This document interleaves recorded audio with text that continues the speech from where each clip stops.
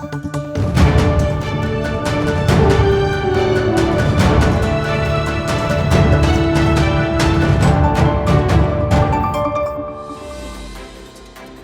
warga Jakarta, bersama saya Aulia Sarvina, Berita Jakarta hari ini menghadirkan berita pilihan dan informasi terbaru untuk Anda.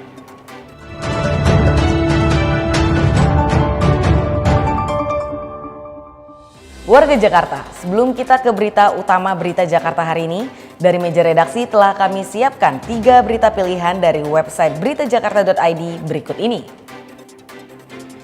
Informasi pertama, pemerintah Provinsi DKI Jakarta telah menyiapkan sejumlah program pembangunan menuju kota global. Salah satunya adalah rangkaian kegiatan budaya berskala besar menuju 5 abad Jakarta. Untuk itu, Wakil Gubernur DKI Jakarta Rano Karno akan berkolaborasi dengan pegiat ekonomi kreatif dalam pembangunan kota Jakarta. Informasi selanjutnya, masih dari Wakil Gubernur DKI Jakarta Rano Karno. Dalam kunjungannya ke Kelurahan Cipinang Besar Utara, Jakarta Timur, Rano Karno menghimbau warga khususnya remaja untuk bersama membangun Jakarta dengan tidak mudah terprovokasi tawuran. Untuk menekan angka tawuran, pemerintah kota Jakarta Timur telah melakukan pendekatan dan pembinaan dengan memfasilitasi warga yang membutuhkan pendidikan formal, program kejar paket, termasuk program di Pusat Pelatihan Kerja Daerah. Kemudian ada informasi dari Balai Besar Pengawasan Obat dan Makanan atau BBPOM DKI Jakarta bersama pemerintah kota Jakarta Timur. BBPOM melakukan pemeriksaan kandungan zat dalam makanan takjil yang diajarkan di Pasar Rawamangun.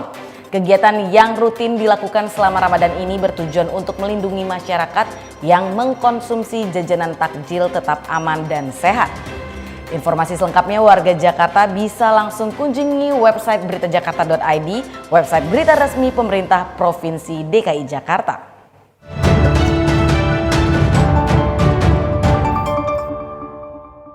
Kita beralih ke berita pertama Berita Jakarta hari ini. Pemerintah Provinsi DKI Jakarta akan merevitalisasi museum yang ada di Jakarta dengan menggabungkan teknologi terbaru agar lebih menarik masyarakat dan bisa menjadi destinasi wisata generasi muda mempelajari sejarah dan budaya. Wakil Gubernur DKI Jakarta Rano Karno berkunjung ke Museum Wayang di kawasan Kota Tua, Jakarta Barat.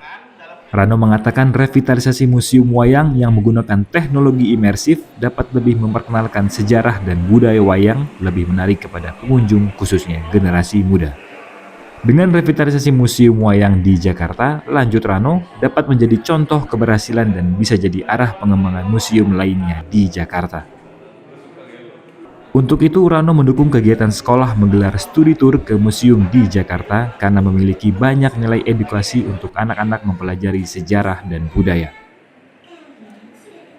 Peningkatan fungsi museum melalui revitalisasi dengan sentuhan teknologi imersif, lanjut Rano, merupakan bagian dari langkah pemerintah Provinsi DKI Jakarta mempersiapkan diri meraih predikat top 20 kota global.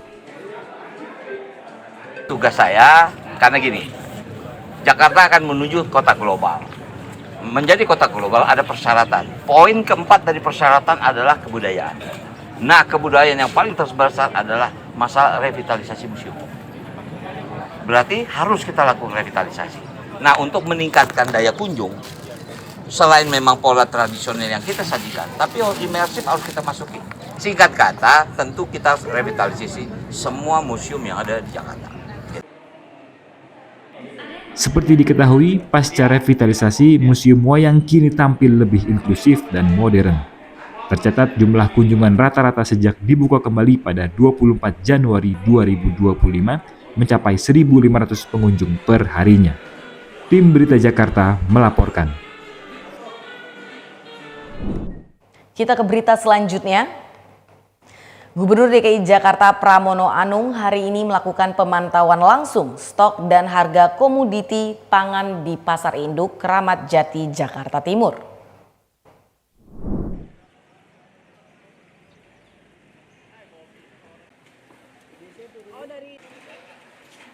Dalam kunjungannya, Gubernur DKI Jakarta Pramono Anung berbincang langsung dengan para pedagang sayur, buah dan pangan yang ada di Pasar Induk Keramat Jati untuk mendapatkan informasi mengenai kondisi pasar terkini. Berdasarkan hasil pantauan Pramono bersama dengan pejabat terkait di jajaran pemerintah Provinsi DKI Jakarta, ketersediaan pangan dinilai cukup untuk memenuhi kebutuhan masyarakat selama Ramadan hingga Idul Fitri nanti. Pemprov DKI Jakarta juga telah melakukan berbagai upaya untuk menjaga stabilitas harga pangan selama Ramadan dan Idul Fitri. Di antaranya operasi pasar yang rencananya diadakan di 296 titik. Termasuk mengirimkan 10 truk bahan pangan setiap hari ke pasar-pasar yang mengalami kekurangan stok pangan. Tadi saya udah keliling, udah mengecek beberapa harga. Alhamdulillah kalau dilihat dari stok relatif tersedia. Memang tanggal 3-4 Maret kemarin sempat ada kekurangan, makanya harganya sempat naik dikit, tetapi sekarang ini secara keseluruhan harga-harga sudah stabil, bahkan beberapa mengalami penurunan, tetapi juga ada yang naik. Selain itu, kontrak farming dan kerjasama dengan daerah lain juga telah dilakukan untuk mengantisipasi kelangkaan stok pangan di Jakarta jelang Idul Fitri. Tim Berita Jakarta melaporkan.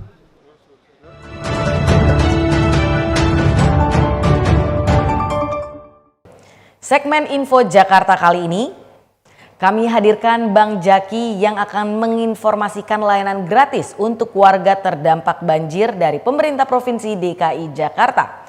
Terutama bagi warga yang dokumen kependudukannya hilang atau rusak. Bagaimana caranya? Simak penjelasan Bang Jaki berikut ini.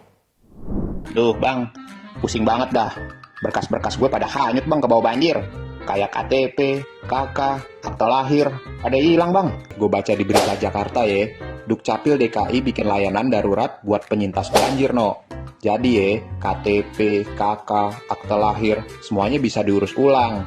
Udah gitu gratis lagi. Tapi gimana tuh bang caranya? Nih caranya, lu cukup datang aja no ke kantor Dukcapil atau kagak ke pos layanan yang disediain di daerah terdampak banjir no. Kalau bisa nih ya, lo bawa fotokopi dokumen lama atau kagak minimal lo inget dah nomor induk kependudukan lo. Ntar nih, Dukcapil ngecek data lo tuh lewat sistem mereka dah. Kalau lo kagak bisa datang langsung, ada juga nih layanan online lewat aplikasi atau kagak lewat website mereka no. Berarti bisa langsung gua urus besok ya bang? Ya bisa no. Buruan dah.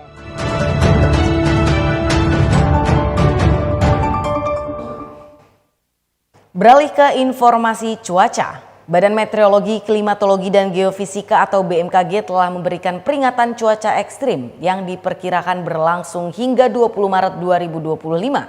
Sebelum memulai aktivitas esok hari, warga Jakarta bisa melihat perakiraan cuaca yang dirilis BMKG berikut ini. Dikutip dari laman bmkg.go.id, pada Selasa 11 Maret 2025, sebagian besar wilayah Jakarta diperkirakan akan diguyur hujan ringan. Wilayah yang diperkirakan diguyur hujan: Jakarta Pusat, Jakarta Utara, Jakarta Barat, Jakarta Selatan, dan Jakarta Timur. Sementara wilayah Kepulauan Seribu diperkirakan berawan. Suhu udara diperkirakan berkisar antara 24 hingga 30 derajat Celcius. Masyarakat diimbau tetap waspada terhadap perubahan cuaca yang terjadi. Demikian program Berita Jakarta hari ini. Saya Aulia Sarvina dan tim redaksi pamit undur diri. Menyongsong 5 abad Jakarta, jati diri Indonesia, megapolitan dunia. Sampai jumpa.